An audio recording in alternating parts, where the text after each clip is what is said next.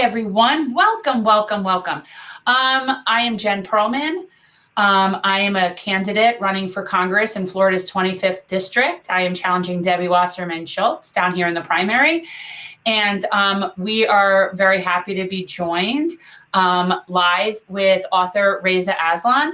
And I just want to give it a couple seconds, see like how many people come on before we really start getting into it. So I know you're west, right? Are you in California? I am. I'm in Los Angeles. Oh, Sunny Los Angeles. Goodness. Okay, so the mirror of Florida, I guess. You guys, look, there's issues in a blue state too, I will tell you, okay? California has its whole own other host of problems. That's for sure. It's almost like, because there's no escaping the corporate influence, right? It doesn't really matter. It just, the level of sort of sanctimony in which those rules are delivered to you seems to vary, but it's sort of like all rules inevitably serve capital. Have you noticed that? Well, when you live in a state that's the sixth largest economy in the world, it's very hard to avoid some of those things. That's absolutely true. Okay. Yeah. And our two industries, Hollywood and Silicon Valley, both have their own, ecosystems and are almost kind of reflective of the larger economic issues that the entire country is having. Yeah, and the level of income inequality there is especially bad, like it is here, and that's what I think is causing the most problem. It's not necessary; it's the inequality, and more people realizing it. But now that I see people are on, would you, Reza, just introduce yourself, just a basic background. I know that it's interesting regarding your, background to talk about things like religion and different issues that we can talk about, like just a little bit about who you are. Yeah. So I am an author and a scholar of religions. I have been teaching and studying and talking about the intersection of religion and politics for a good 2 decades now, both as it applies domestically here in the United States, probably the most religious and unquestionably the most religiously diverse country in the developed world, and then also about how it affects other societies, in particular in the Middle East, where religion and politics tend to often be two sides of the same identity. I also work in Hollywood, where I live, and so my primary role is as a storyteller, and I kind of remind people all the time that religion is just storytelling, politics is just storytelling. Even our very sense of identity is just basically the story that we tell about ourselves. And so, first and foremost, I would say I'm a storyteller, and then there are many ways in which that storytelling kind of reveals itself, whether in TV and film or books or, in the media or whatever the case may be. But your personal religious journey is interesting, because I had to go and do the Google, after I first heard about you, I had to go and look you up on the Google. The Google. Yeah. And so I think that your perspective is interesting regarding Christianity and Islam and just really understanding the intersection of that, because I feel like you've seen that from both perspectives. Yeah. I was born in Iran to, culturally Muslim family, culturally Muslim household. Left Iran in the middle of the revolution in 1979, came to the U.S., primarily to California. Grew up here as, an Iranian American Muslim kid during the early 80s, so in the middle of the hostage crisis and the sort of surge in anti-Iranian and anti-Muslim sentiment that had gripped this country. And I think, those childhood experiences gave me a real interest in not just religion and politics, but really in the way that we define ourselves as individuals and as a community. Identity is my kind of main interest. When I was in high school, I converted to evangelical Christianity. I went to an evangelical youth camp and heard the gospel for the first time. and then spent the next few years just kind of promulgating that gospel. When I went to college, I decided I was going to study religion. Anyone who has studied religion at the collegiate level will tell you that it doesn't take long for it to absolutely, basically just fry your brain and make you question everything that you've ever thought or believed. I did leave Christianity and then returned to a Sufi version of Islam, and then I'm, part of a large multi-faith family. My wife is Christian. I have one son who calls himself a aspirational Jew, and then I have another son who has really become really obsessed with Hinduism. And then I have another son who's just kind of, on his own, and then I have a little girl as well. And so we are a multi-faith household that kind of really delves in. We talk a lot about breadth and depth in our family, right? We want a lot of breadth in the sense of how we understand the world's religions, but then we also encourage our children to gain as much depth as they want to in their own sort of spiritual practices. I like that. I think that's smart. And I'm an atheist, and I've always been an atheist. I never had a period where I believed and then didn't believe, right? Like that never happened. So this is just how I've been. So I don't know any different, right? Like I don't know any different. But I am always interested in learning about it. And I actually was a philosophy minor in school, and I did take religious studies classes. So it is something that, I've probably read a lot more of the Bible than a lot of like very self-proclaimed Christians have. I'm sure. Yeah. Right. So, but just it's interesting to me and just learn, that, but I don't like how it's used. I think that it's often used as a tool of destruction. I think we see that historically, and that's one of the biggest problems, I think, is this idea of how do you maintain faith, and not just faith in terms of belief in like an almighty being, but in just religion in general, in the community amongst the living people. Like, how do you do that when you see how much it's just bastardized by, and I mean all of them. Right? Like just seriously, all of them. And it's just, you could even look at what's going on in India. Like, it's like, seriously, there's no religion that's seemingly immune from hurting others. That's the problem. I think it's a little bit more complicated than that. So first of all, the first thing that you learn when you study religion is that religion and faith are not the same thing. They're quite different things, right? Faith is mysterious and individualistic and ineffable, and as the sort of cutting edge neuroscience has indicated, an evolutionary part of the human condition, which is why I said, as you know of, we, from what we understand, whatever the faith experience is, it is part of the normal functioning of our cognitive processes. We are sort of created, built, whatever. I'm not talking about like creation or whatever like that, but our brains function in such a way as to seek what we refer to as transcendence. This kind of notion that there's something beyond just the material realm, and our brains are designed to kind of search for it and long for it. And that's not a spiritual thing, it's a biological thing, right? It's just part of the functioning of our brains.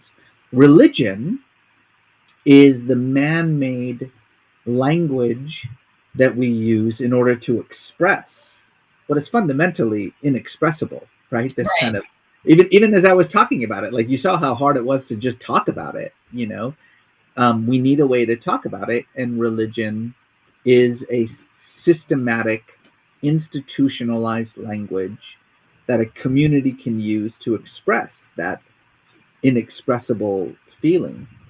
But religion is also, first and foremost, a matter of identity. It's not a matter of beliefs and practices. Obviously beliefs and practices are important, but that's not what people say. When someone says, I'm a Muslim, I'm a Jew, I'm a Christian, they're not making a faith statement. They're making an identity statement. Yes. And as a part of their identity, it's wrapped up in every other aspect of their identity, right? You should think of your identity as kind of cords wrapped together to make a rope, right? And each one of those cords represents a particular marker: your race, your nationality, your gender, your sexual orientation, your socioeconomic position, your politics, your ethnicity, your religion. That each one of those are those cords and they wrap together. So it doesn't actually make a lot of sense to say religion has been responsible for terrible things. That doesn't Oh, make any sense. That's like saying nationalism has been responsible for a lot of terrible things. Well, of course it has. Race and racism has been responsible for terrible things. Yeah, of course it has. Why? Because all of those things are what it means to be human. And human beings do horrible things. And they don't need any. They could do it for in the name of religion. They could do it in the name of ethnicity, in the name of nationalism, in the name of communism, in the name of socialism, in the name of name it. Right? We will kill each other for it. Um, and so I think that's kind of a very important way to start thinking about what religion is, how religion functions, because it's also a very important path to figuring out what to do when religion yeah. turns things toxic, as it so often does. Yeah. I mean, to me, it's almost like there's two different things that are happening. One is the use of religion for geopolitical and socioeconomic and all other different issues that's being wielded, right? Like that. And then there's the use of religion by the regular people that use it for peace of mind and whatever their practice Mm, gives them, right? Like, and that is something. And what's been interesting, I've spent a lot of time in the past couple of months amongst in the Muslim community, mm, and I never really had before, other than being to an occasional service to speak at something, right? But like yeah, really participating. And as someone who is not a believer and is not a follower, I find it extremely cathartic. I will mm, say this, that to me, like the whole call to prayer thing and watching, I love watching it. I have a new friend that I very much particularly find it just very like just very graceful. I don't know. There's something, it's very appealing to me.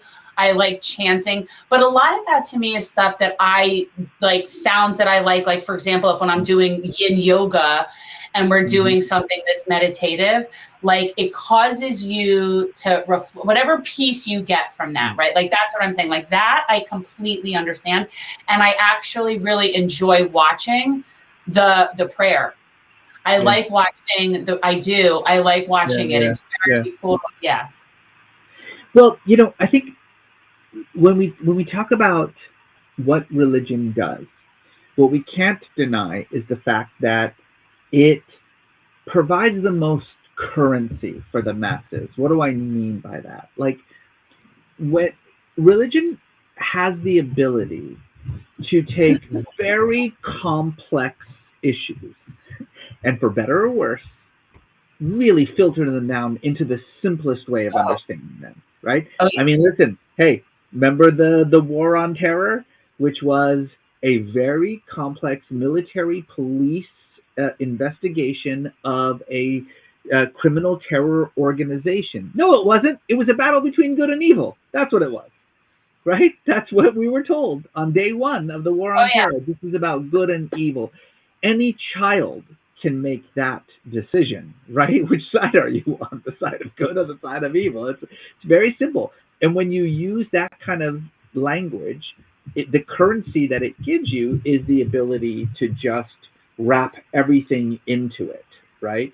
So everything that happens after that, the removal of First Amendment rights, the Yeah. the launching of an illegal war, the violation of the Geneva Accords, like all of those things get wrapped into this binary of good versus evil. So religion is very powerful in that regard. But what I always try to remind people, particularly non-religious people, is religion isn't all that unique insofar as the way that it can be used as a tool of control, right? I mean, Yeah. to me, nationalism is just as destructive a force. It's just that it's much newer. it's only about 200 years old, you know. And so the ability to use this conception of your national identity as this kind of force of absolutism, right? Yeah. America, right or wrong, love it or leave it, you know, that sense.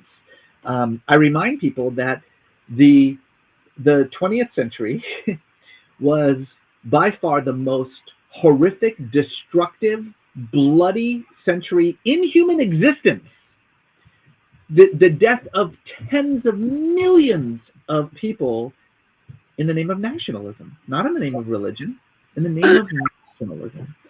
So Yep. we, again, you know, I'm not denying the power that religion has Right. for good and for bad, but it's just not all that unique, unfortunately. Okay, so let me clarify. I don't believe in isms. So I should have Yeah, said that across the board. sure. So I should have just put that out there. I agree. I totally agree. Nationalism, huge problem.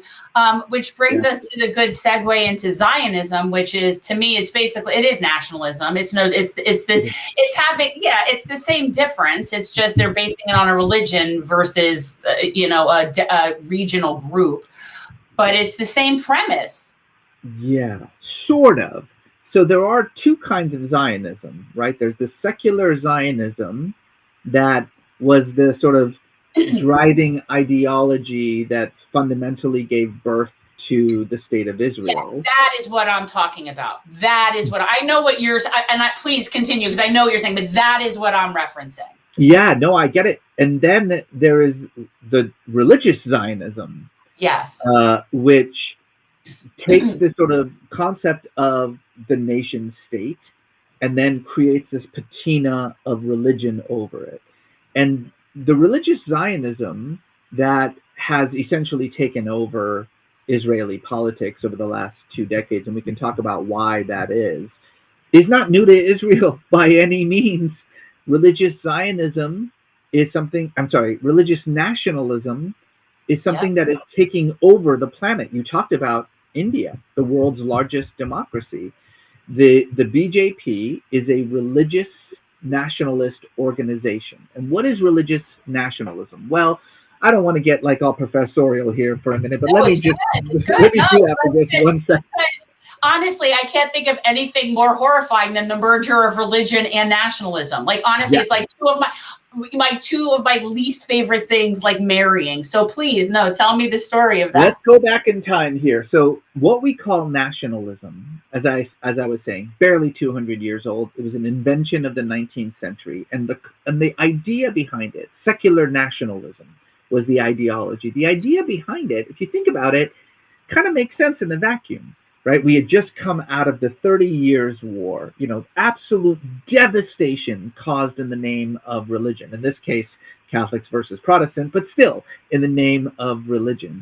And this idea that, listen, if we can just reconceptualize the way that we identify ourselves and instead start identifying ourselves in terms of our nationality, in terms of nation states. We'll draw these borders around us. Right. We'll define ourselves not according to religion, not according to ethnicity, not according to any of these other sort of more primal forms of identity, but we will subsume all of that.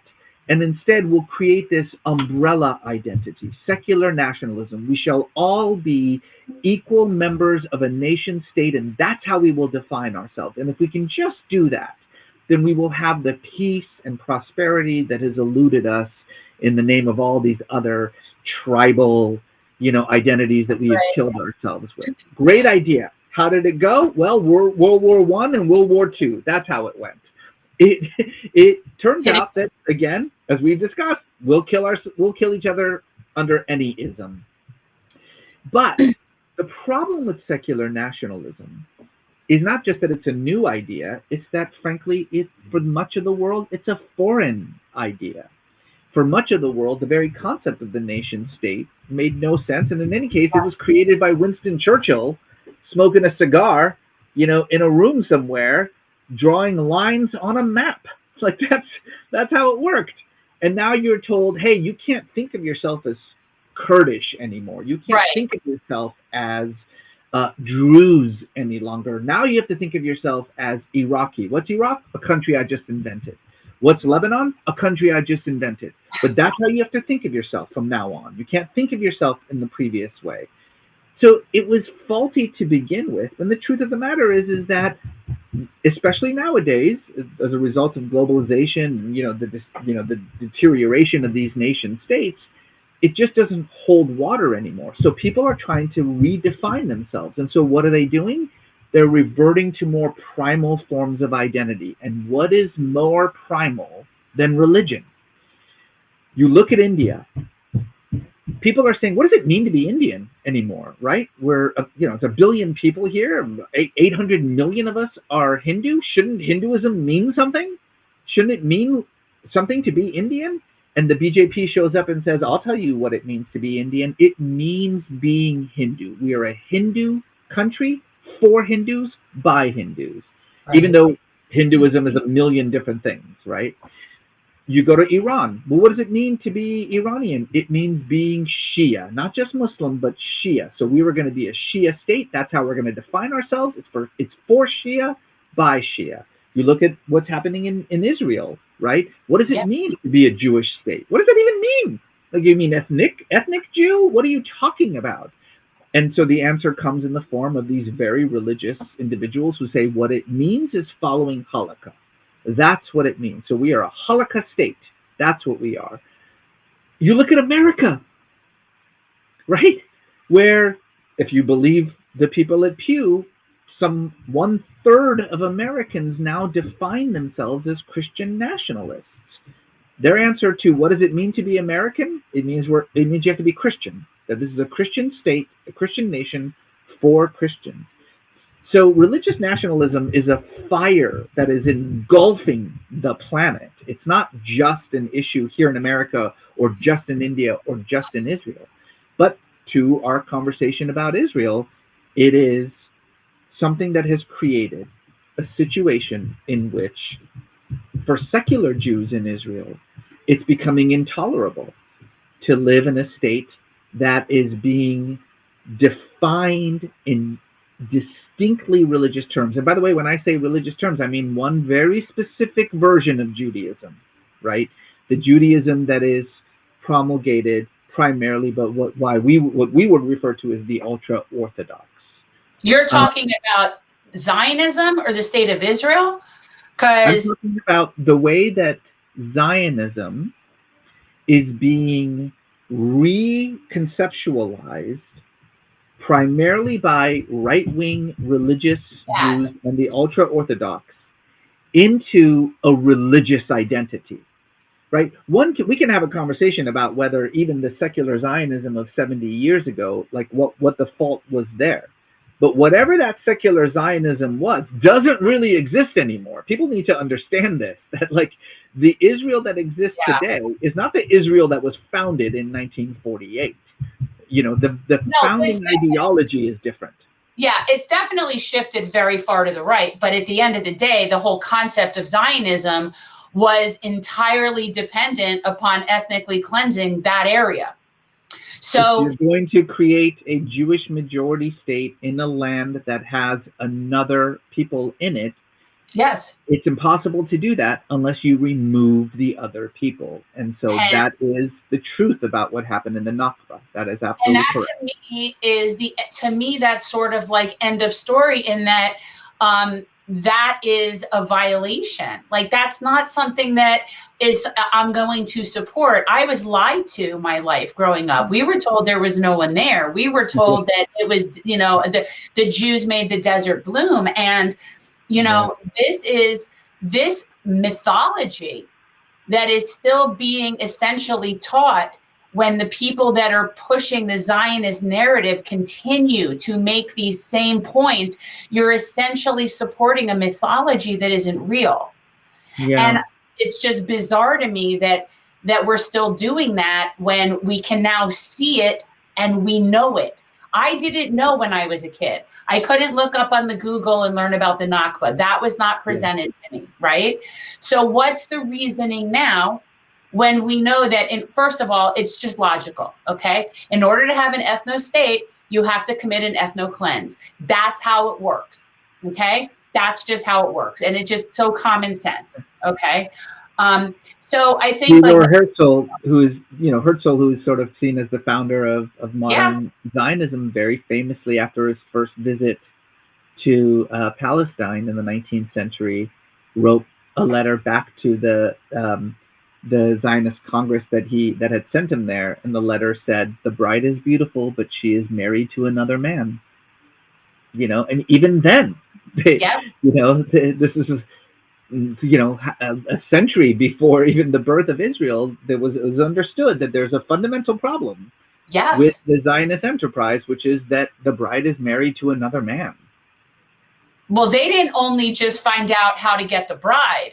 They also put into plan the entire gaslighting propaganda campaign to make everyone else not even notice that it happened.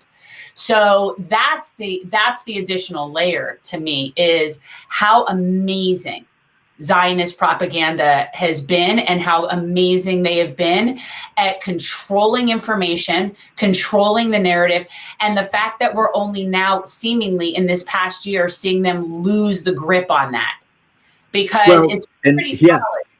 And just to bring it back full circle, the truth of the matter is that, Zionism didn't need a lot of help. And the reason that it didn't need a lot of help is back to what we were talking about before, which is the power of religion. Even before there was the State of Israel, with the Balfour Declaration, the British wanted and encouraged Jewish immigration into Palestine from Europe, and very clearly saw this in an apocalyptic lens. We talk a lot about Balfour. One thing we always forget to mention about Balfour is that he was a messianic Christian who thought that the end of the world was coming, and assumed that part of the end of the world required the Jews to retake the Holy Land and recreate Israel and rebuild the third temple so that Jesus can return. So from the very beginning, it has been very difficult to remove Christian apocalypticism from the conflict in Israel, Palestine. And to this day, I would say the biggest obstacle to peace, the reason that we're in the situation that we're in now, has far more to do with Christian evangelicals in the United States than really any other group, because these are 150 million people who do view this conflict in biblical terms, think that this is a conflict over the end of the world, and have promoted, funded, supported the most despicably right-wing elements within the Israeli government in order to achieve Eretz Israel, biblical Israel. And then here's the really gross part about this, Jen. The really, really gross part about this, despite the fact that the right wing in Israel has completely married itself to right-wing evangelicals in the United States because of the support that they receive. The gross thing about it is that the right-wing Christians aren't really hiding the fact that the end game here is that Jesus comes back and kills all the Jews. Oh, yeah, no, this is one of the most, let me tell you, the Christian Zionists are some of the most anti-Semitic people that you will ever meet. They are not, I was telling Jews for years, long before this, they are not on our team. They're not on our team. I know, they want us all to die. They're on the team on the short term. Yeah. No, yeah.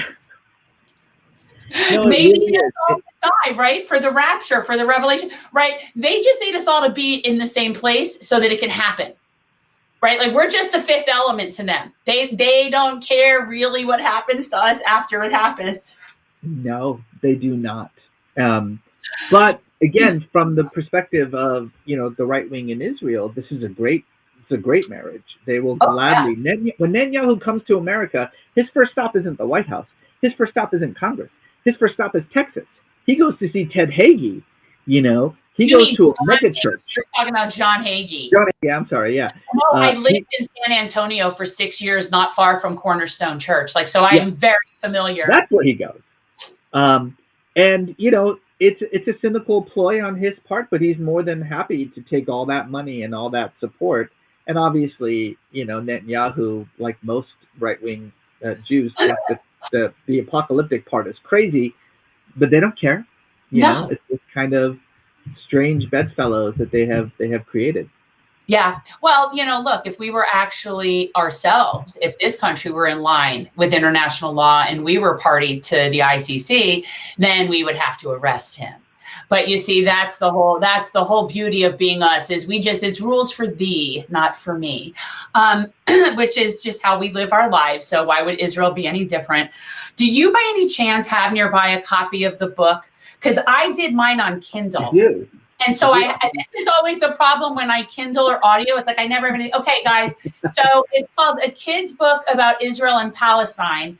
Yeah. And it really is meant for kids. But I have one thing, and I'm going to tell you, this actually bothers me about this book. And I'm going to tell you why, as a Jewish person, that this bothers me. Because and I'm not saying that the Holocaust is not an important, major historical thing, because it is absolutely a major historical thing. But I do not like the link between that and Israel, because I feel like it's really just I understand the need to want to explain the sympathetic angle like that to a kid. Like, this is what this is. But I don't like the idea that that's it, because we know it started before that. We know that it was used. Like, we know these things. And I know you know that. So that's all. That was my little nit to pick with you. But please talk about this book. No, I hear you. So look, I think this is a very touchy subject. Obviously, the horrors of the Holocaust is not the only reason why Jews fled to Palestine. There's been pogroms and a constant trickle of Jewish immigration into Palestine for centuries before the Holocaust. And on the flip side of that, the Holocaust isn't the reason why the state of Israel exists. That too goes back to the religio-political issues that we were talking about before. But what this book is trying to do is present both the Israeli national narrative, the way in which Israelis understand their story, and the Palestinian national narrative, the way Palestinians understand their national story, and to present them in parallel ways. Like, we go back and forth in the book a lot. And there's a very important reason for this. You know this. Yeah. When we talk about this conflict, whenever we look at either one of these sides, whenever we sort of take up any one of these national narratives, when we look at it from the Israeli perspective or the Palestinian perspective, almost necessarily we then erase the other side. Simply the act of taking the Palestinian perspective just erases the Israeli perspective. And vice versa. When you take the Israeli perspective, you just naturally erase the Palestinian perspective. And what I think the reason for that is that we as adults, our sort of the empathy part of our brains have been ossified in a way that is not true for children. Research shows that children especially have the ability to maintain multiple conflicting, sometimes even contradictory views in their heads, and to be able to reconcile them beautifully. And what I wanted to do was lean into that power that kids have, to give them both of these national narratives without denying the other one, without placing blame on the other one, being very real. The book talks about the Nakba, it talks about the Holocaust, it talks about settlement activity and the occupation, but it also talks about terrorism. Like, it doesn't pull any punches in that sense, but it challenges kids to be able to see both of these narratives. And it really says that if you can do this, then you have a kind of superpower, that you have the ability, you have this power called empathy, right? The ability to just see both sides of this and recognize, how both have done some extreme harm to the other. Both have every reason to fear the other, without denying one or the other.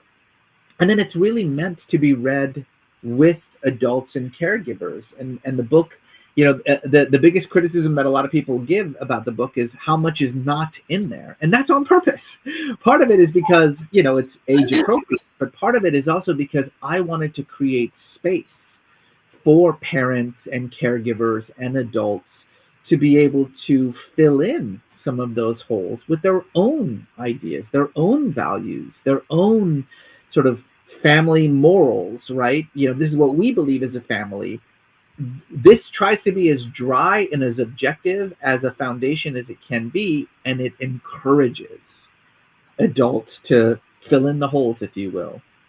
Yeah, this book would be a really good book to do like kids reading group at library and do I mean, have you been doing stuff like that at all? You know what I mean? Like, it seems like a good kids book club discussion, Yeah. especially if you were able to have kids in there from, different groups. It's funny, the book's been really, wonderfully received, and the response has been great, and it's been getting a lot of interesting media attention. But no matter how much I try to integrate it into educational experiences, it always comes back with that one thing, which is we want to not touch this thing at all. Like, someone is going to get mad. There's no way, no matter what your intentions are, no matter how objective you are, no matter how well-meaning you are, someone is going to get mad at you. And we're living in a time in which people are really reticent, about those kinds of responses, which again, I think is a shame, because I understand why you would want to insulate your children, especially from this conflict and the horrors of it.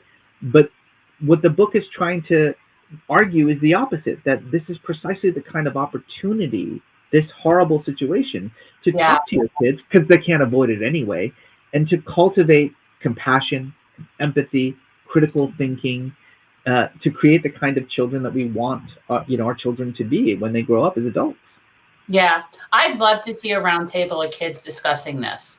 Like, I think that would be a really interesting, video to watch a group of kids discussing what they thought about this. Yeah. That would be really interesting. I agree. Yeah. So I really appreciate it. I mean, right now with what's going on, this is hard to talk about with children. And the bottom line is they're seeing stuff on social media. They're seeing it on social media. And part of me feels like, oh, that's horrible that they're seeing this, but it's kind of like they're living it too. And at the end of the day, what they're saying is that children in Palestine, what their lives are like. And it's sort of like what happens in the Hunger Games when the things glitch and you see what's going on in District 12 and you're not supposed to see what's going on in District 12. And so there's no way around it in terms of having to have this conversation with our kids. You know what I mean? And just depending on how old they are, I have a 23 and a 17, my conversations are a lot more adult. No, 100%. It's unavoidable, number one. And number two, it is one of those conflicts that carries so much racism and stereotyping and misinformation. And so talking to your kids about this conflict is not just good in the sense that it provides them the tools necessary to navigate the complexities of the world as they get older, helps them become, even more better at critical thinking, etc. But also, I do think that it has the ability to challenge some of those negative stereotypes and the racism and the prejudice that is so embedded on both sides of this argument. And what we want to raise anti-racist kids. That's what we want to do. Well, taking an unavoidable conflict like this and using it as a kind of means of challenging racist stereotypes, I think just makes it even that much more urgent. Yeah. All right. We have a question. Now I need you to put it back up, Rosa. We had a question for you that was there, but it's hard when it's like, I need it back. Where's the question? Come back with the question. I think they're asking you your worldly wisdom to solve the world's problems. No. Sure. Yeah. Give me any problem. Put it out there, people. We'll take care of it. Where did it go? Where'd your question go? Is it the one about communities in the U.S. being increasingly polarized? Yes. Where are you seeing it? Why can't I see it? In the chat. Okay. I can't see it. Okay. Every year, it seems like communities in the U.S. are increasingly polarized by something: race, religion, political affiliation, or a combination of these things, and it creates deep fissures at a human level, community level. How do we find better ways to actually connect with others in our communities with different beliefs And are there historical examples of this kind of healing that can inform us now? It's a really, really great question. Look, I'm not going to sit here and say that I know the answer to our polarization problem. What I will say, however, is that, and we get this a lot in kind of in the interfaith community. You know, I mean, like I told you, I have an interfaith family, right? Yeah. Um, so often we talk about interfaith dialogue, that if we can just get together and talk about, you know, our different religious traditions and the different ways in which we see the world, then we'll come to common understanding. I wish that that were true. But the truth of the matter is, if religion is identity, right, then you're questioning not what I believe, but who I am Yep. in the world. And interfaith dialogue, it's important. I'm not going to say it's not important, but the idea that interfaith dialogue is an end instead of a means to an end is the problem. What I'm interested in is not interfaith dialogue. I'm interested in interfaith action. Here is a fact. Despite the fact that you may be different races or different nationalities, or you speak different languages, or you're different religions or different political affiliations, there is a whole host of things in this world that we agree on. And instead of sitting around talking about how we agree on it, let's go and do something about it. I mean, look, I live in California. We were talking about the problems that we have, especially in Los Angeles. Yes. It doesn't matter whether you're a Republican or Democrat. We have a massive emergency when it comes to the unhoused in my city. An emergency. We can talk about the problems, where it came from. We can talk about solutions, or we can just go outside and help feed the unhoused. And we don't have to talk about you're a Republican and I'm a Democrat, you're a conservative and I'm a liberal. Who gives a crap, right? We both believe that people should be able to eat healthy food, not starve on the streets. That's not a hard thing to disagree with, right? So stop talking about your differences in an attempt to bridge those differences, and instead just move those differences aside and go out there and do things. Yeah. Right? And this is spoken like somebody who's an academic and who's just an author and just this is not spoken like somebody in politics, clearly. Clearly. Because first of all, let's just say this, and I can tell you just from watching our current Congress, they don't all agree that everybody deserves healthy food. Well, okay. So true. Right. So, right. That's the thing for me. So that's why who would I work with? Anyone who agrees on certain basic premises, then we can agree to disagree on means to get there. Like we might not agree on how to get, but do not think that everybody agrees that all the unhoused are entitled to housing or food or healthcare or anything else. You know, it's funny. I'm glad you said it, because I say this all the time. I say this all the time, which is that you have to begin by accepting certain rules. People are always talking about like reaching across the aisle, and I'm like, I'm not going to reach across the aisle when the person on the other aisle rejects my humanity. Like, why would I reach across the aisle? So let's start with some basic rules, that we are human beings and that we deserve to have our human dignity, you know, regardless of whatever. But the truth of the matter is that that's the vast majority of us, regardless of our political or religious affiliations. The vast majority of us do understand that there is human dignity involved here, and we're not going to get that from, you know, the talking heads or some of the politicians that we're dealing with. That's for sure. They're in it for themselves. But around your community, around your neighborhood, yes, you know, the people around you who, you know, clearly have different political and religious ideas, I bet they also agree that, you know, the streets should be clean, that, you know, that children, you know, should have the clothes and food, and it's very easy to just get out there and volunteer together. You don't need to talk about what you have in common and what you have different. Go and do it. Go put your morals into action. I agree. Community work is the best work. Thank you so much for coming on and chatting with me. And Jen, before wrapping up, please remind viewers to sign up to volunteer. Okay, everybody watching, please, if you can, go to the website, go to gen2024.org. Please sign up to volunteer. You'll receive our newsletter. Donate if you can, and follow our platforms. We are at Gen4FL25, Gen4FL25. And yeah, look, I'm fighting a corporate monolith. It's not hard to realize that we need help. But at the end of the day, I think you're right. There's more of us. There are more of us. The problem is so many of us have been so defeated and deflated that we're not as motivated to participate. And that's the issue. There are more of us. And that's why we need new blood in Congress. That's I agree. For sure. I agree. Sure. Well, thank you so much, Reza. I appreciate it. And by all means, you feel free to donate. Feel free to sign up to volunteer. We need all the help we can get. All right. Good luck. Thanks, Reza. Have a good one. Right. Take care.